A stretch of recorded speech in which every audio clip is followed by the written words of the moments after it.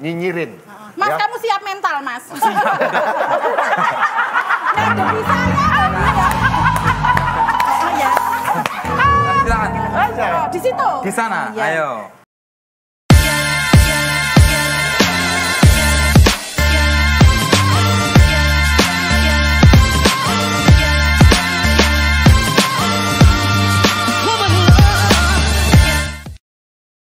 Baik, teman-teman sekalian, kali ini kita akan bahas tentang yang namanya diffusion of innovation. Bagaimana inovasi itu bisa tersampaikan atau bisa tersebar luas dalam suatu komunitas atau dalam suatu lingkup masyarakat tertentu. Jadi diffusion of innovation adalah tentang bagaimana sebuah inovasi, sebuah ide, sebuah gagasan bisa disebarluaskan melalui kanal tertentu, kemudian berlangsung dari waktu ke waktu, dan nantinya akan meresap ke dalam anggota masyarakat sosial tersebut.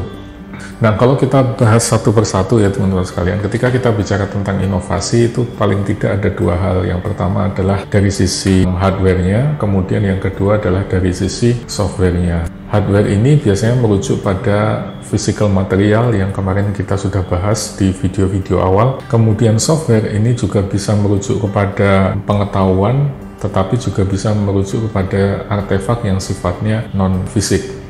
Selanjutnya teman-teman sekalian, karakteristik sebuah inovasi itu juga bisa macam-macam. Jadi dia akan dipersepsikan oleh anggota masyarakat di suatu lingkungan tertentu sedemikian hingga sehingga nanti bisa mempengaruhi kecepatan atau pola adopsinya. Atributnya ada 5. Yang pertama adalah relative advantage, kemudian yang kedua adalah compatibility, lalu yang ketiga adalah complexity, kemudian yang keempat adalah trialability, dan yang terakhir adalah observability. Jadi 5 hal itu tadi yang mempengaruhi apakah suatu inovasi nanti akan diadopsi dengan cepat atau diadopsi dengan lambat atau bahkan ditolak. Relative advantage itu berhubungan dengan keuntungan atau keunggulan inovasi dibandingkan versi sebelumnya. Kemudian compatibility itu adalah tentang apakah sistem baru kompatibel dengan sistem yang lama. Lalu complexity adalah tentu saja semakin kompleks biasanya semakin sulit diadopsi, semakin sederhana, semakin simple biasanya cenderung lebih mudah diadopsi.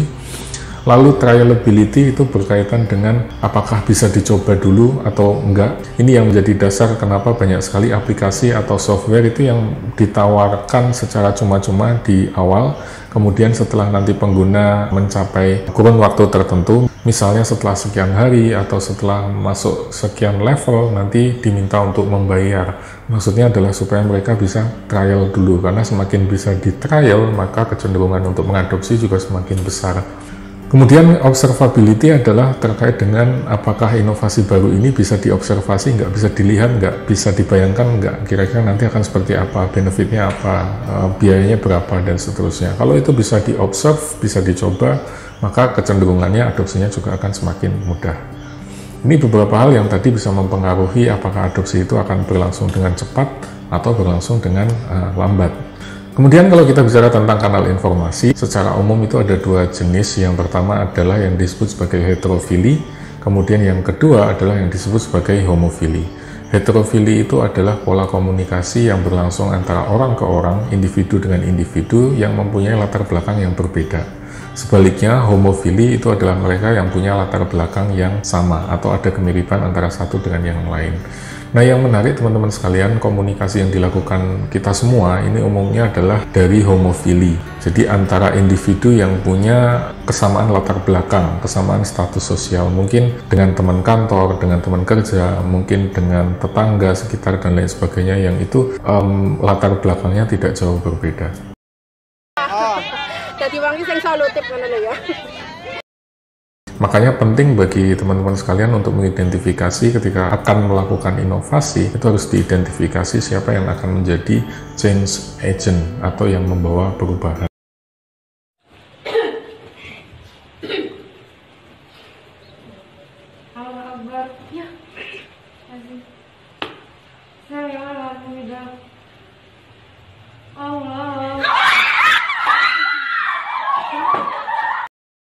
Selanjutnya, teman-teman juga perlu memperhatikan yang disebut sebagai elemen waktu di dalam difusi inovasi tadi. Waktu itu nanti akan mempengaruhi proses difusi inovasinya, kemudian akan mempengaruhi innovativeness-nya, daya inovasinya, kemudian juga akan mempengaruhi apakah dia akan diadopsi dengan cepat atau lambat.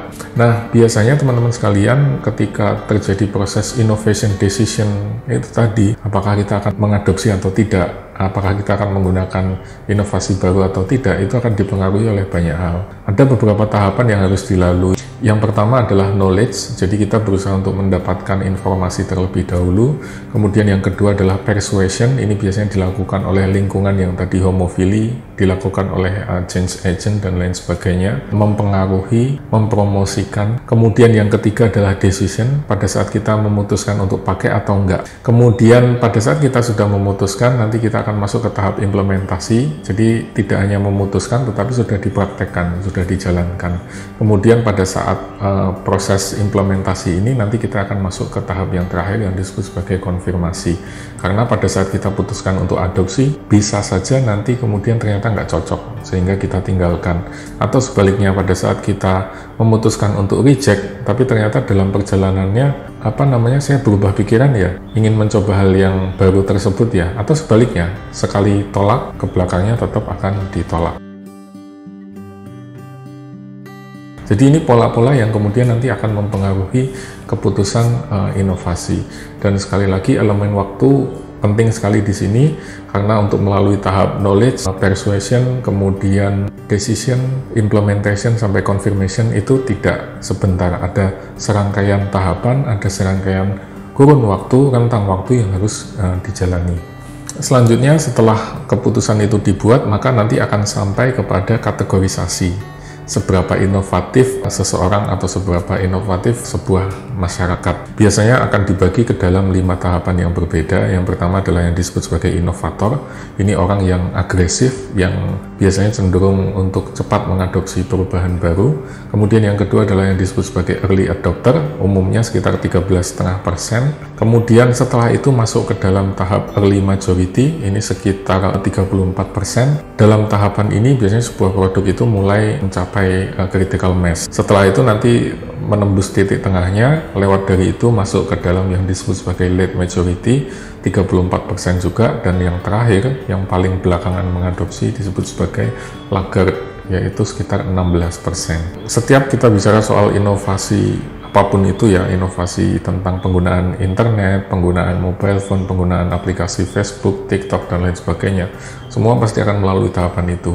Ada orang-orang yang inovator, ada orang-orang yang early adopter, early majority, late majority, dan ada yang menjadi laggard. Kemudian kalau kita bicara outcome-nya, luarannya, itu ada 3 hal yang perlu diperhatikan. Yang pertama adalah apakah inovasi itu bersifat opsional. Jadi seperti kita pakai Facebook, kita pakai TikTok, kita pakai WhatsApp. To some extent itu adalah sesuatu yang opsional. Anda mau pakai silakan, Anda nggak mau pakai silakan. Jadi customer atau user bebas untuk menggunakan. Tapi di sisi lain ada juga yang bersifat kolektif.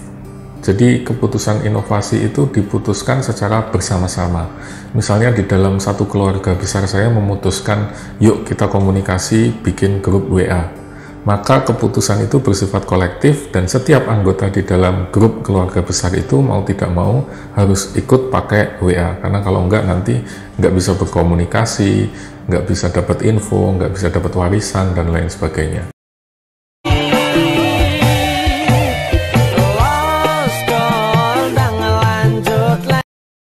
Lalu yang ketiga adalah keputusan inovasi yang bersifat authority.